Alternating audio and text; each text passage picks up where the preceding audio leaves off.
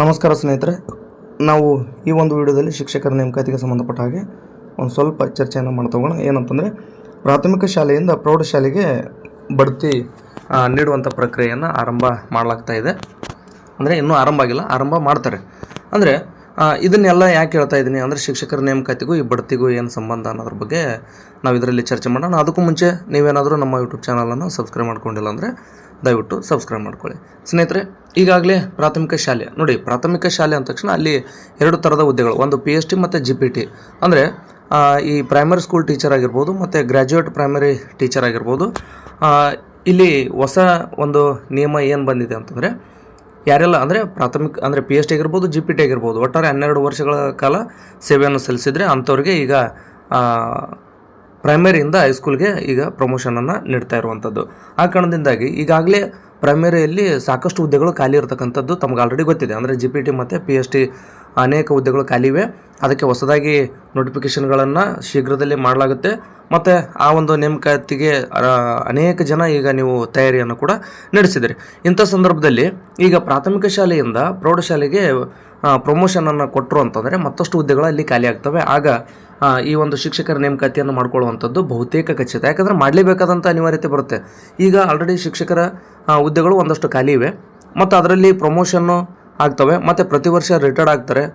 ಮತ್ತು ಏನೋ ಅಚಾನಕ್ಕಾಗಿ ಮರಣ, ರಾಜೀನಾಮೆ, ಈ ತರಹದ ಕಾರಣಗಳಿಂದಲೂ ಕೂಡ ಶಿಕ್ಷಕರ ಅಂದರೆ ಪ್ರಾಥಮಿಕ ಶಾಲೆಯಲ್ಲಿ ಶಿಕ್ಷಕರ ಕೊರತೆ ಉಂಟಾಗುತ್ತೆ. ಅದಕ್ಕೆ ಸರಿದೂಗಿಸುವಂಥ ಒಂದು ಪ್ರಯತ್ನ ಮಾಡಬೇಕು ಅಂತಂದರೆ ಆಗ ಶಿಕ್ಷಕರ ನೇಮಕಾತಿ, ಹೊಸ ನೇಮಕಾತಿ ಅಂತಕ್ಕಂಥದ್ದು ಅನಿವಾರ್ಯ ಆಗುತ್ತೆ.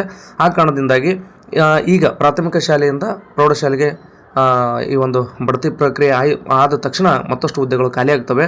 ಆ ಕಾರಣದಿಂದಾಗಿ ಮುಂದೆ ಅವರು ವಿಚಾರ ಮಾಡೋದಕ್ಕಿಂತ ಈಗಲೇ ಅಂದರೆ ಶೀಘ್ರದಲ್ಲಿನೇ ನೇಮಕಾತಿ ಪ್ರಕ್ರಿಯೆಯನ್ನು ಆರಂಭ ಮಾಡ್ತಾರೆ. ಅಂದರೆ ಈ ಒಂದು ಪ್ರಮೋಷನ್ ಕೊಡ್ತಕ್ಕಂಥ ಪ್ರಕ್ರಿಯೆ ನಡೀತಾ ಇರುತ್ತೆ.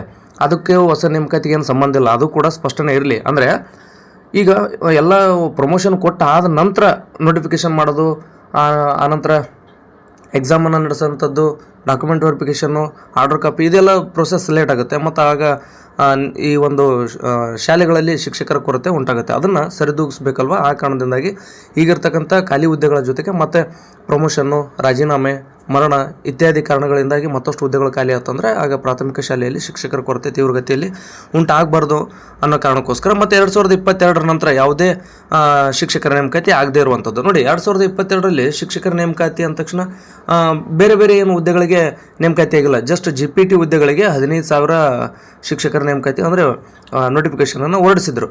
ಆದರೆ PST ಆಗಿಲ್ಲ ಮತ್ತು ಹೈಸ್ಕೂಲ್ ಕೂಡ ಆಗಿಲ್ಲ, PU ಕಾಲೇಜ್ ಆಗಿಲ್ಲ. ಸೊ ಅವು ಕೂಡ ನೋಟಿಫಿಕೇಷನ್ ಕೂಡ ಶೀಘ್ರದಲ್ಲೇ ಆರಂಭ ಆಗ್ತಕ್ಕಂಥ ಚಾನ್ಸಸ್ ಇದೆ. ಯಾಕೆಂದರೆ ಒಟ್ಟಾರೆಯಾಗಿ 56,000ಕ್ಕಿಂತ ಹೆಚ್ಚು ಸರ್ಕಾರಿ ಹುದ್ದೆಗಳಿಗೆ ನೇಮಕಾತಿ ಆಗುತ್ತೆ. ಅಂದರೆ ಅಲ್ಲಿ ಅತಿ ಹೆಚ್ಚು ಈ ಒಂದು ಶಿಕ್ಷಕರ ನೇಮಕಾತಿಗೆ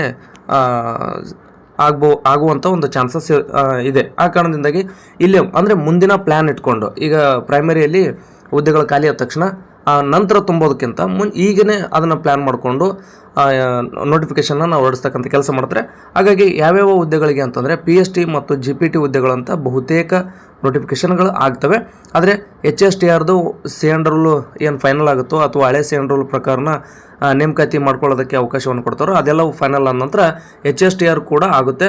ಮತ್ತು ನಿನ್ನೆ ನಾನು ಒಂದು ವಿಡಿಯೋ ಮಾಡಿದ್ದೆ PU ಲೆಕ್ಚರರ್ ಅಂದರೆ PU ನೋಟಿಫಿಕೇಷನ್ ಬಗ್ಗೆ.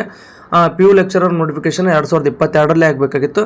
ಅದು ಕೂಡ ಅನಿವಾರ್ಯ ಕಾರಣಗಳಿಂದಾಗಿ ಮುಂದೆ ಬಂದಿದೆ. ಈಗ PU ಲೆಕ್ಚರರ್ ನೋಟಿಫಿಕೇಷನ್ ಕೂಡ ಅತಿ ತುರ್ತು ಆಗ್ತಕ್ಕಂಥದ್ದು. ಅಂದರೆ ಎಂಥ ಲಕ್ ಇದೆ ನೋಡಿ, ಇಷ್ಟು ದಿನ ನೋಟಿಫಿಕೇಷನ್ ಆಗಿಲ್ಲ ಅನ್ನೋಂಥದ್ದು ಕೂಡ ಸತ್ಯ. ಆದರೆ ನಿಮ್ಗೆ ಎಷ್ಟು ಅವಕಾಶ ಇದೆ ಅನ್ನೋದನ್ನು ನಾನು ಹೇಳೋದಾದರೆ, PST GPT ಶೀಘ್ರದಲ್ಲಿಯೇ ನೋಟಿಫಿಕೇಷನ್ ಆಗುತ್ತೆ. HSTR CN ರೂಲ್ದು ಏನೆಲ್ಲ ಚರ್ಚೆಗಳು ನಡೀತವೆ ನಡೀಲಿ. ಅದಾದ ತಕ್ಷಣ HSTR ಕೂಡ ನೋಟಿಫಿಕೇಷನ್ ಆಗುತ್ತೆ.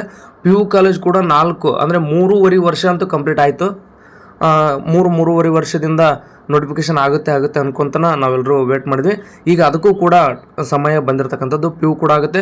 826 ಹುದ್ದೆಗಳಿಗೆ ಅಂದರೆ ಸರ್ಕಾರಿ ಪ್ರಥಮ ದರ್ಜೆ ಕಾಲೇಜುಗಳಲ್ಲಿ 826 ಸಹಾಯಕ ಪ್ರಾಧ್ಯಾಪಕರ ಹುದ್ದೆಗಳಿಗೂ ಕೂಡ ನೋಟಿಫಿಕೇಷನ್ ಆಗುತ್ತೆ.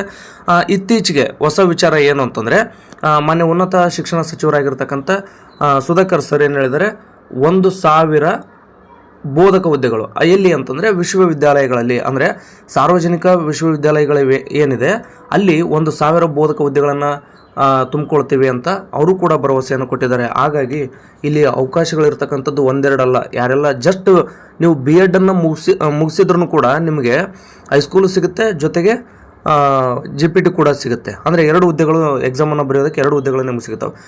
ನೀವು ಜಸ್ಟ್ D.Ed ಡಿಗ್ರಿ ಮಾತ್ರ ಮುಗಿಸಿದ್ರಿ ಅಂತಂದರೆ PhDನೂ ಸಿಗುತ್ತೆ, GPTನೂ ಸಿಗುತ್ತೆ. ಒಂದು ವೇಳೆ ನೀವು B.Ed MA ಮುಗಿಸಿದ್ರಿ ಅಂತಂದರೆ ಎಷ್ಟು ಅವಕಾಶಗಳು ಇದ್ದಾವೆ ಅನ್ನೋದನ್ನು ನೋಡಿ.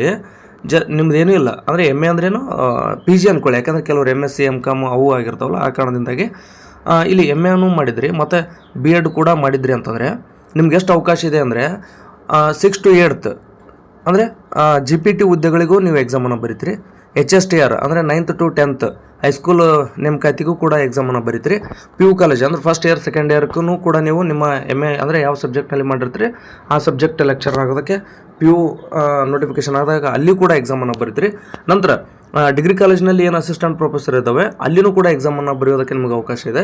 ಜೊತೆಗೆ ಯೂನಿವರ್ಸಿಟಿಗಳಲ್ಲಿ ಬೋಧಕ ಹುದ್ದೆಗಳು ಅಂದರೆ ಬಹುತೇಕ ಸಹಾಯಕ ಪ್ರಾಧ್ಯಾಪಕರ ಹುದ್ದೆಗಳಿಗೆ ಹೆಚ್ಚು ಅವಕಾಶ ಇರತಕ್ಕಂಥದ್ದು. ಅಲ್ಲಿ ಕೂಡ ಸಹಾಯಕ ಪ್ರಾಧ್ಯಾಪಕರ ನೋಟಿಫಿಕೇಶನ್ ಆಯಿತು ಅಂತಂದರೆ ಅಲ್ಲಿಯೂ ನಿಮಗೆ ಅವಕಾಶ ಸಿಗುತ್ತೆ. ಅಂದರೆ ನೀವು ಎಲಿಜಿಬಲ್ ಟೆಸ್ಟನ್ನು ಪಾಸ್ ಆಗಬೇಕು. ಏನು ಈ ಒಂದು GPT ಹುದ್ದೆಗಳಿಗೆ PhD ಹುದ್ದೆಗಳಿಗೆ ನೀವು ಎಕ್ಸಾಮನ್ನು ಬರೀತೀರಿ ಅಂದರೆ TET ಪೇಪರ್ 1 ಮತ್ತು ಪೇಪರ್ 2 ಪಾಸ್ ಆಗ್ತೀರಿ. ಹೈಸ್ಕೂಲು ಮತ್ತು PUಗೆ ಇದುವರೆಗೂ ಕೂಡ ಯಾವುದೇ ಒಂದು ಎಲಿಜಿಬಿಲಿಟಿ ಟೆಸ್ಟ್ ಇರೋದಿಲ್ಲ. ಅದೇ ರೀತಿ ಅಸಿಸ್ಟೆಂಟ್ ಪ್ರೊಫೆಸರ್ಗೆ ಜಸ್ಟ್ ಒಂದು KCET ಪಾಸ್ ಆದರೆ ಸಾಕು. ಅಂದರೆ KCET ಆದರೂ ಪಾಸಾಗಿ, ನೆಟ್ ಆದರೂ ಪಾಸಾಗಿ, ಅಥವಾ ಎರಡೂ ಆಗಿಲ್ಲ ಅಂದರೆ PhD ಆದರೂ ಮುಗಿದಿದ್ರೂ ಕೂಡ ನಡೆಯುವಂಥದ್ದು. ಅಂದರೆ ಇಷ್ಟೊಂದು ಅವಕಾಶಗಳು ನಿಮ್ಮ ಎದುರಿಗಿದೆ. ನೋಟಿಫಿಕೇಷನ್ಗಳು ಇವತ್ತಾಗುತ್ತೆ ನಾಳೆ ಆಗುತ್ತೆ ಅಂತ ನೀವು ಅಂದ್ಕೊಳ್ಳೋದಕ್ಕಿಂತ ಅಂದರೆ ಲೇಟ್ ಆಗ್ಬೋದು ಅಥವಾ ನಾಳೆನೇ ಆಗ್ಬೋದು, ಈ ಥರದ್ದೆಲ್ಲ ವಿಚಾರನ ಕೈ ಬಿಟ್ಬಿಟ್ರಿ. ಅದೇ ನೋಟಿಫಿಕೇಷನ್ ಆಗೋದಾಗುತ್ತೆ. ಬಹುತೇಕ ಮಾರ್ಚ್ 27ಕ್ಕೆ ಫೈನಲ್ ಆಗುತ್ತೆ. ಅಂದರೆ ಒಳ ಮೀಸಲಾತಿಗೆ ಸಂಬಂಧಪಟ್ಟ ಹಾಗೆ ಇವತ್ತು ಆಲ್ರೆಡಿ 13 ಡೇಟ್ ಮತ್ತು ಇನ್ನೊಂದು 13-14 ದಿನದಲ್ಲಿ ಈ ಒಂದು ಒಳ ಮೀಸಲಾತಿ ವಿಚಾರನೂ ಕೂಡ ಫೈನಲ್ ಆಗುತ್ತೆ. ತದನಂತರ ಇಷ್ಟೊಂದು ಹುದ್ದೆಗಳನ್ನ ಏನು ಹೇಳಿದ್ನಲ್ಲ ಅಷ್ಟು ಹುದ್ದೆಗಳಿಗೆ ನೋಟಿಫಿಕೇಷನ್ಗಳು ಆರಂಭ ಆಗ್ತವೆ. ಎಲ್ಲ ವಿಚಾರಗಳನ್ನು ಕೈಬಿಟ್ಟು ನೋಟಿಫಿಕೇಷನ್ ನಿಮ್ಮ ಸಿಲೆಬಸ್ ಏನಿದೆ ಅಂದರೆ ನಿಮ್ಮ ಸಬ್ಜೆಕ್ಟ್ ಏನಿದೆ ಅದನ್ನು ನೀವು ಓದ್ತಾವೋ ನಿಮ್ಮ ಸಿಲೆಬಸ್ನ ಕವರ್ ಮಾಡ್ಕೊಳ್ಳುವಂಥ ಪ್ರಯತ್ನವನ್ನು ಮಾಡಿ. ಜೊತೆಗೆ ಈ ಒಂದು ನೇಮಕಾತಿಗಳಿಗೆ ಸಂಬಂಧಪಟ್ಟ ಹಾಗೆ ನಿಮಗೇನು ಡೌಟ್ಸ್ ಇದೆ ಕಮೆಂಟ್ ಮಾಡಿ. ನಿಮ್ಮ ಪ್ರಶ್ನೆಗಳಿಗೆ ನಾನು ಉತ್ತರಿಸುವಂಥ ಪ್ರಯತ್ನವನ್ನು ಮಾಡ್ತೀನಿ. ಇಲ್ಲಿ ಪ್ರಾಥಮಿಕ ಶಾಲೆಯಿಂದ ಪ್ರೌಢಶಾಲೆಗೆ ಬಡ್ತಿ ಆಗುತ್ತೆ ಅನ್ನುವಂಥದ್ದು, ಅದು ಬಡ್ತಿ ಪ್ರಕ್ರಿಯೆ ಅವ್ರಿಗೆ ಸಂಬಂಧ ರೀ, ನಮಗೇನು ಸಂಬಂಧ ಅನ್ನುವಂಥ ಪ್ರಶ್ನೆ ಕೇಳುವವರು ಇರ್ತೀರಿ. ನಾನು ಹೇಳುವಂಥದ್ದೇನು, ಪ್ರಾಥಮಿಕ ಶಾಲೆಯಿಂದ ಪ್ರೌಢಶಾಲೆಗೆ ಬಡ್ತಿ ಆದರು ಅಂದರೆ ಆಗ ಪ್ರಾಥಮಿಕ ಶಾಲೆಯಲ್ಲಿ ಹುದ್ದೆಗಳು ಖಾಲಿ ಆಗ್ತಲ್ವ, ಮತ್ತು ಅಲ್ಲಿಗೆ ನೇಮಕಾತಿ ಮಾಡ್ಕೊಳ್ಬೇಕಾದಂಥ ಅನಿವಾರ್ಯತೆ ಸರ್ಕಾರಕ್ಕೆ ಬರುತ್ತಲ್ವ, ಅದನ್ನು ನಾನು ನಿಮಗೆ ತಿಳಿಸ್ಕೊಡ್ತಾ ಇದ್ದೀನಿ. ಸೊ ನನ್ನ ಉದ್ದೇಶ ಅದಾಗಿತ್ತು. ಜೊತೆಗೆ ಉಳಿದಂಥ ಹುದ್ದೆಗಳಿಗೂ ಕೂಡ ನೋಟಿಫಿಕೇಷನ್ ಆಗ್ತವೆ. ಯಾವುದೇ ಕಾರಣಕ್ಕೂ ಸಮಯವನ್ನು ವ್ಯರ್ಥ ಮಾಡದೆ ನಿಮ್ಮ ಸಿಲೆಬಸನ್ನು ಕವರ್ ಮಾಡ್ತಾ ಹೋಗಿ. ಎಲ್ರಿಗೂ ಒಳ್ಳೆಯದಾಗಲಿ ಅಂತ ಆಶಿಸ್ತಾ ಈ ಒಂದು ವಿಡಿಯೋನ ನೋಡಿದ್ದಕ್ಕಾಗಿ ತಮ್ಮೆಲ್ಲರಿಗೂ ಧನ್ಯವಾದಗಳು.